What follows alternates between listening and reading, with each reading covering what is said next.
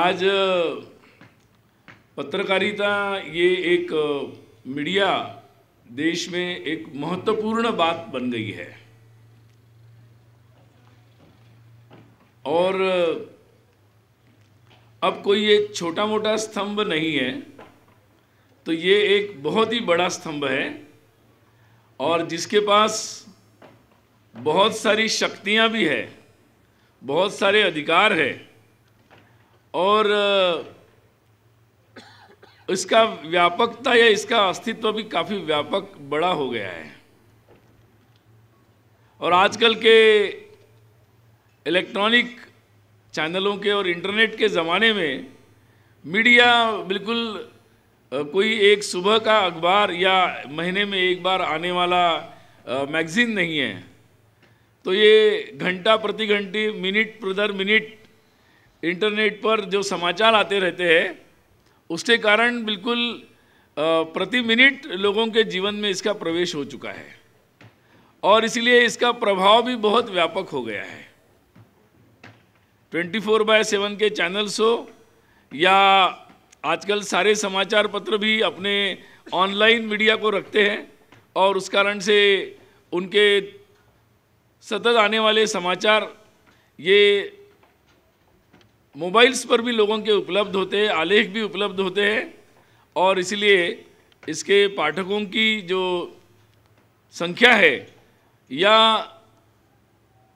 उन पर जो प्रभाव है उसका दायरा जो है काफ़ी बड़ा हो चुका है और इसलिए इसका अधिकार भी बड़े हैं, शक्तियाँ भी बड़ी है और दायरा भी काफ़ी बड़ा हो चुका है। और इसीलिए मुझे लगता है कि ये बहुत ही समसामयिक होगा कि हम उसके उद्देश्यों की चर्चा आज करें और निश्चित रूप से मुझे लगता है कि वो समय आज आया है कि हम उसकी चर्चा करें। जहाँ भी सामाजिक बदलाव के बारे में अगर मीडिया का इतिहास देखा जाए तो पूरी दुनिया में और अपने भारत में भी उसका इतिहास काफ़ी सकारात्मक रहा है। अभी प्रास्ताविक करते समय बहुत सारे आज़ादी के आंदोलन के जितने भी नायक थे, जिन्होंने आज़ादी का मतलब केवल अंग्रेज़ों से मुक्ति नहीं, तो जितने भी सामाजिक कुरीतियाँ आई है या समाज में कमज़ोरियाँ आई है, भेदभाव आया है, उन सब से मुक्ति हम लोगों को मिले, इस उद्देश्य से जो सामाजिक बदलाव के लिए लोग निकले, उन्होंने अपने अहिंसक आंदोलन में एक शस्त्र के रूप में, जो अहिंसक होगा लेकिन वो उस आंदोलन का, उस युद्ध का, रणनीति का शस्त्र होगा, इस रूप में मीडिया को अपने आधार बनाया था। और इसीलिए विचारधाराएं अलग अलग थी, इसलिए सावरकर भी चले तो उन्होंने भी मीडिया को आधार बनाया, गांधी जी चले तो उन्होंने एक नहीं 4 प्रकार के, हरिजन से लेकर नवजीवन से लेकर बहुत सारे अखबारों को उन्होंने अपना आधार बनाया। योगी अरविंद आए, वो भी अखबार में गए, तिलक जी आए, उन्होंने भी केसरी को जन्म दिया।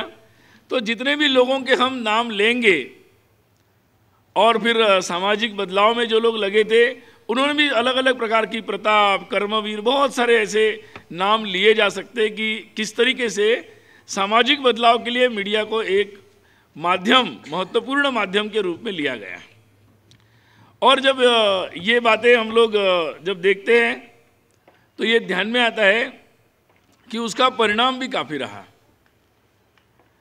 कुछ लोग कहते हैं कि भाई वो परिस्थितियां ऐसी थी कि ये मुद्दे जो भी उठाएगा उसका परिणाम होता था, लेकिन मैं उससे उतना सहमत नहीं हूँ। मैं ये मानता हूँ कि उस लेखन के पीछे या उस पत्रकारिता के पीछे जो लोग थे, उनका जो जीवन था, उनकी जो जीवन की नैतिकता थी और उनका जो सामाजिक सरोकार के प्रति जो उनकी निष्ठा थी, एक पूरी तरह उनका समर्पण था उस उद्देश्य के प्रति, उसने और उसके कारण उनकी लेखनी से जो आता था वो एक एक वाक्य एक मंत्र बन जाता था, वो समाज को प्रभावित करता था।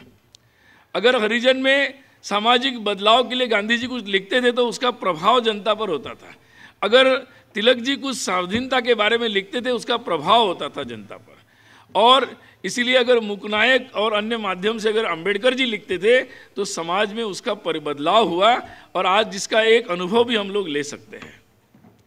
तो मुझे लगता है कि ये बात को ज़रूर उसका श्रेय जाता है कि इन लेखकों का या जो पत्रकारिता के पीछे जो लोग थे, व्यक्तित्व थे, उनके व्यक्तित्व की ऊंचाई जो थी, अपने उद्देश्य के प्रति उनकी निष्ठा और उनका व्यक्तिगत जीवन का जो चरित्र था, उनकी जो एक प्रामाणिकता थी, एक समाज के प्रति सरोकार था, वो मुझे लगता है कि बहुत महत्वपूर्ण बिंदु था। हम केवल परिस्थिति को या उनके उन वाक्यों को महत्व देकर इसको सिमट नहीं सकते, इसको समाप्त नहीं कर सकते। इसके पीछे के व्यक्तित्व और उनकी नैतिकता का महत्व समझना ही पड़ेगा। अगर वो ओझल हो जाता है तो फिर विकास तो वैसे ही हो रहा है। आज अगर उस तुलना में आज के मीडिया को अगर हम देखते हैं तो मुझे लगता है कि विकास की भाषा अगर उसको समाप्त करके दूसरी बातों को अगर हम देखेंगे तो बहुत विकास हुआ है। आज हम लोग संसाधन की दृष्टि से अगर देखते हैं तो इलेक्ट्रॉनिक के ज़माने में हैं हम लोग, प्रिंटिंग के ज़माने में हमने बहुत ऊंचाइयों पर हम लोग पहुंच चुके हैं। अगर हम लोग कम्युनिकेशन के एक एक एडिशन कितने छप रहे उसकी कोई सीमा नहीं है। तो अगर हम लोग कितने लाख पेपर्स हम लोग निकाल देते एक साथ और पहुंचाने की व्यवस्था कर देते हैं, तो मुझे लगता है कि अगर उस दृष्टि से प्रगति को हम देखेंगे तो मीडिया की बहुत प्रगति हुई है। लेकिन अगर वही मापदंड रहा तो फिर उसको वो मुझे लगता है कि सामाजिक बदलाव और उस पर होने वाला परिणाम, उसके बारे में उसको दूसरे मापदंडों से भी जांचने की ज़रूरत है।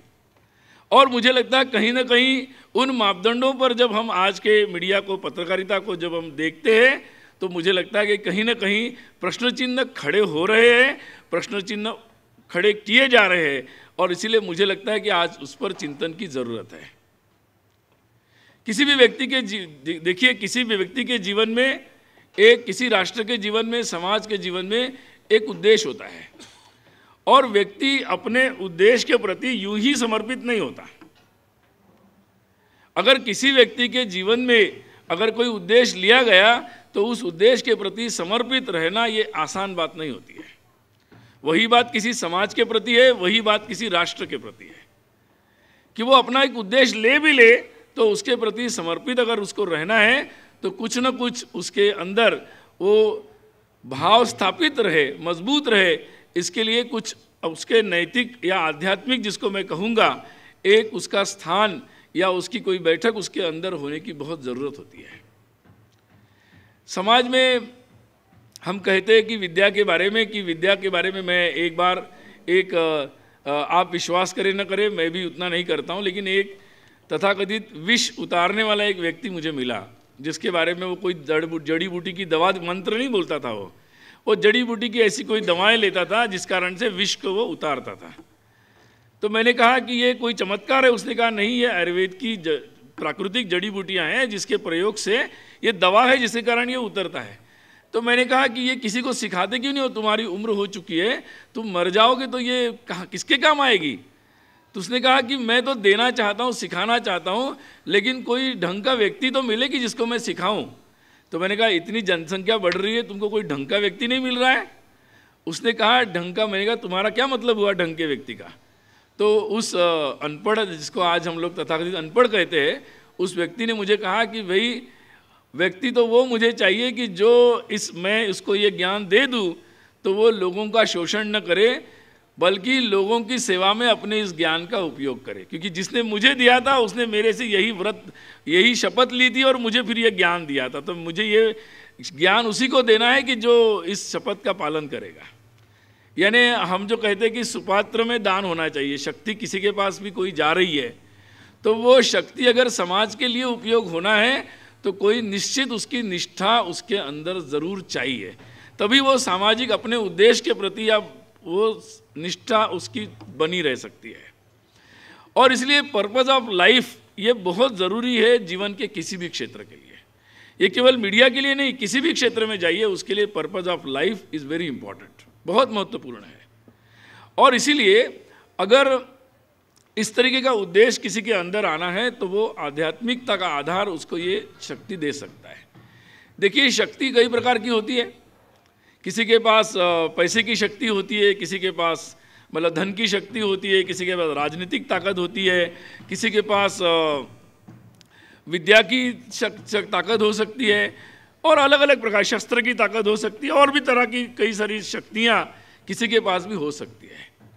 और शक्ति व्यक्ति के पास, समाज के पास, राष्ट्र के पास भी हो सकती है।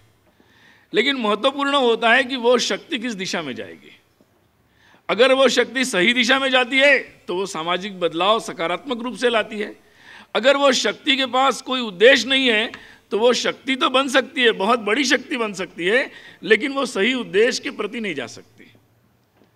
और इसीलिए सामाजिक बदलाव की गारंटी जो है वो आध्यात्मिकता में है, वो उसकी नैतिकता में है, तभी हम लोग सामाजिक बदलाव कर सकते। अन्यथा जैसे शक्ति की कहानियाँ बहुत है दुनिया में।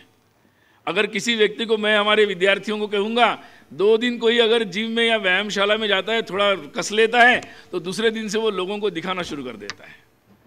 एक ही स्कूल में लोग जाते हैं बंदूक सीखने के लिए, बंदूक तो एक ही स्कूल में सीख लिया, लेकिन सीख कर आने के बाद कोई खड़ा हो जाता है समाज की रक्षा के लिए, उसको सैनिक कहा जाता है। वही बंदूक दूसरों पर अपने स्वार्थ के लिए लगा देता है, उसको गुंडा या आतंकवादी कहा जाता है। तो वही रामायण महाभारत की कहानी जैसा है कि जैसा दुर्योधन कहता है कि भाई आजकल की भाषा में कहना है तो भैया तुमने जो बुक पढ़ी वही मैंने पढ़ी, तुम जो यूनिवर्सिटी में पढ़े उसी यूनिवर्सिटी में मैं पढ़ा, लेकिन तुमने जिस गुरु से पढ़ा उसी गुरु से मैंने पढ़ा, तुमने जो शास्त्र पढ़ा वही मैंने पढ़ा। तो जानामि धर्मम न च मे प्रवृत्ति, जानामि अधर्मम न च मे निवृत्ति। तो मुद्दा वही आता है कि व्यक्ति के पास अगर वो उद्देश्य नहीं होगा तो शक्ति तो आ जाती है, लेकिन वो सामाजिक बदलाव के लिए या समाज के हित में वो कार्य नहीं कर सकते। राम और रावण में अगर कोई अंतर है तो वो शास्त्र का नहीं है, शस्त्र का नहीं है। राम और रावण में अगर कोई अंतर है वो कोई धर्म का भी अंतर नहीं है, वो किसी गुरुकुल का भी अंतर नहीं है। उन दोनों में अगर कोई अंतर है तो वो उनकी आध्यात्मिक और नैतिकता की, उनका जो मूल था उनका, उसमें अंतर है। और जब वो अंतर हो गया तो शक्ति का उपयोग एक तरीके से समाज के सरोकार के लिए, समाज में बदलाव के लिए, गरीब से और पिछड़े से पिछड़े सम्मान के लिए होता है, और वही सबको निर्दालन करते हुए सबको एक कुचलने के लिए, समाज में एक अनैतिकता को लाने के लिए हो सकता है। राष्ट्रों की भी यही कहानी है। अगर समाज के पास नैतिकता है तो राष्ट्र भी इसी तरीके से बनते हैं। अगर किसी राष्ट्र के पास ताकत आती है तो वो एटम बॉम्ब बनाता है, दूसरों पर डाल देता है। अमेरिका की कहानी है। अगर हमारे रशिया और चीन के पास ताकत आई, एक विचार के आधार पर सरकारें बनी, और ताकत आने के बाद पूरे ईस्ट यूरोप में हाहाकार मच गया और तिब्बत बन गया। किसी के पास आई जर्मन के पास तो हिटलर बन गया, किसी के पास इंग्लैंड के पास आई, दुनिया में गुलाम बन गए लोग। तो पावर की जो कहानियां है उसका दुनिया में बहुत अलग तरह का इतिहास है। किसी के पास रिलीजियस पावर आई, उन्होंने भी दुनिया में अपनी शक्ति का उपयोग किस तरीके से किया था। तो आध्यात्मिक धार्मिक आधार पर आई हुई शक्तियां थी, लेकिन उस शासन का और उस शक्ति का भी उपयोग दुनिया में किस तरीके से किया गया, इसकी भी कहानियां दुनिया में उपस्थित है। आज भी दुनिया उस पर चर्चा कर रही है। और इसी आधार पर अगर अपने देश का इतिहास को हम देखते हैं तो हमें दुनिया में किसी के पास जाके ऐसे माफ़ी जहाँ कई लोग दुनिया में माफ़ी मांगते हैं आजकल कि भाई हमारे लोगों ने बहुत गलत किया, हम इसके लिए माफ़ी मांगते हैं। कोई दुनिया के देश है जो दूसरे देशों को उसके लिए पैसे दे रहे कि हमारे लोगों ने अत्याचार किया, इसके लिए हम ये दंड देते हैं। लेकिन हमारे देश के पास, जबकि उनके पास ये शक्तियाँ कुछ सैकड़ों वर्ष तक भी नहीं रही, 200-400-500 वर्ष तक रही।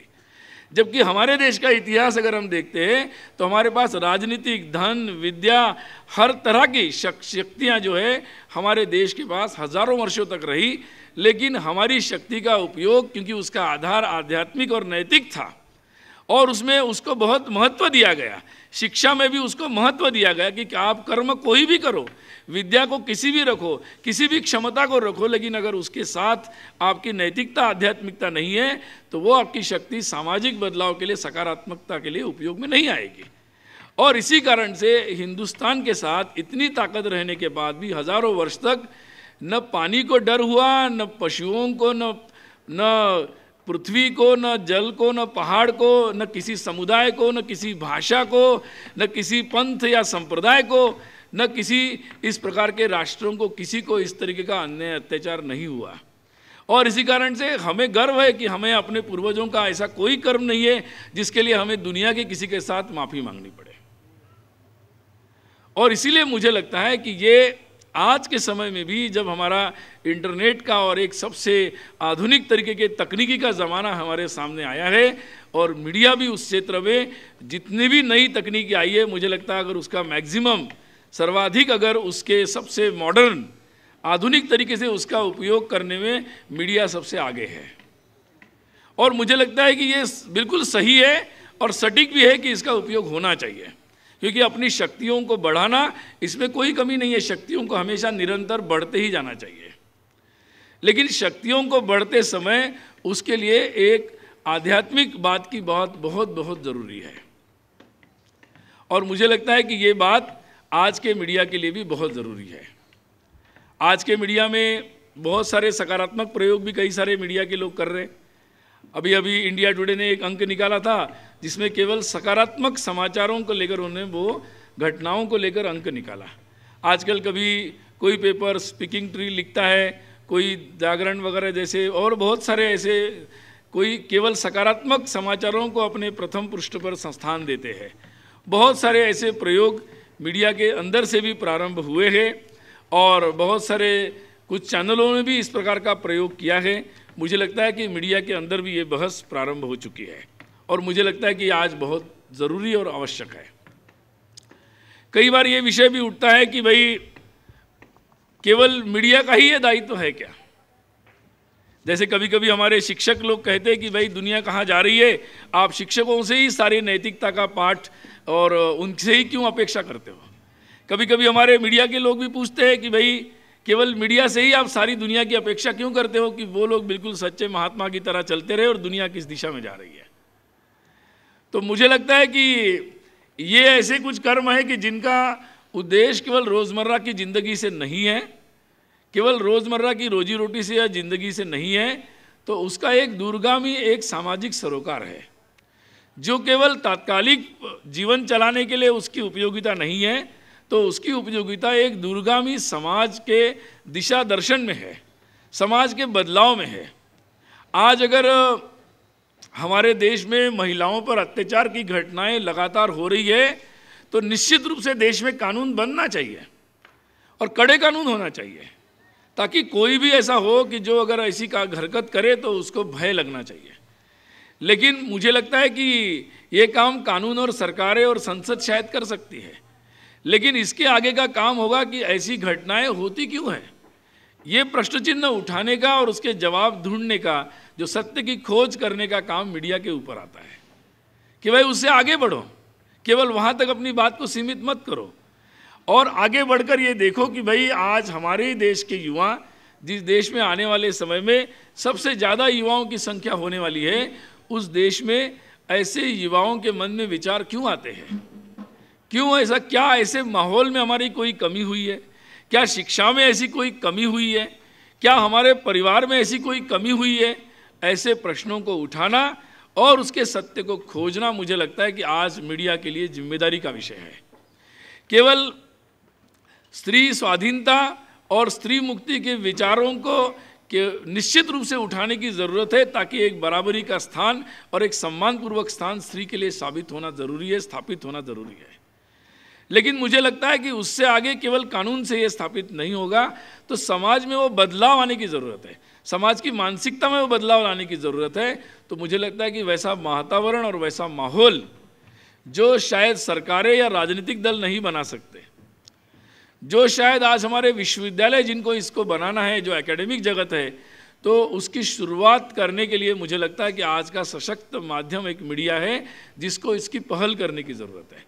और ये पहल तभी की जा सकती है कि जब आज के मार्केट इकोनॉमी के ज़माने में, फ्री इकोनॉमी के ज़माने में, जहाँ मीडिया भी अपने अपने स्थान पर बड़े बड़े कॉरपोरेट हाउसेस बने हैं, वहाँ ये बहुत ज़रूरी है कि केवल CSR रिस्पॉन्सिबिलिटी तक कंपनियाँ सीमित हो सकती है, लेकिन जो मीडिया हाउसेस है या जो मीडिया की स्थान है, वो अपने केवल CSR अपनी कंपनी से देकर उनकी जिम्मेदारी समाप्त नहीं हो सकती।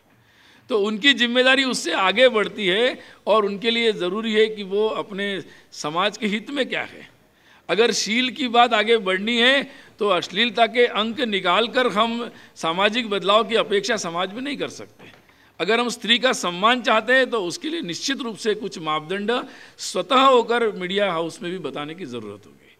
और अगर ये करना है तो मुझे लगता है कि ऐसे संपादकों की जो बिल्कुल निर्ममता से अपनी बातों को रख सकें, ऐसे एक मजबूत संपादकों की, ऐसे लेखकों की, ऐसे इलेक्ट्रॉनिक मीडिया और सोशल मीडिया के लोगों की ज़रूरत है।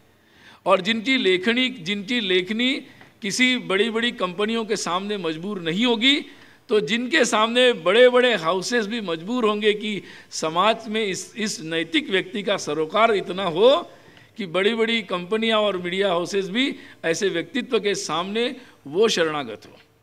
तो मुझे लगता है कि ये पेंडुलम जो उस तरफ झुका है, उसको वापस लाने का जो काम है वो ऐसे विश्वविद्यालयों के माध्यम से जो नया नेतृत्व, नई पीढ़ी, और आज यहाँ मंच पर बैठे हुए बहुत सारे गुरुजन हैं, तो मुझे लगता है उन्होंने, ऐसे लोगों ने जो स्थापित किया है, ऐसे नई पीढ़ी के लोग भी निकलने की ज़रूरत है कि जो इस वातावरण परिस्थिति के सामने, क्या करे परिस्थिति है, इस तरह से झुकेंगे नहीं।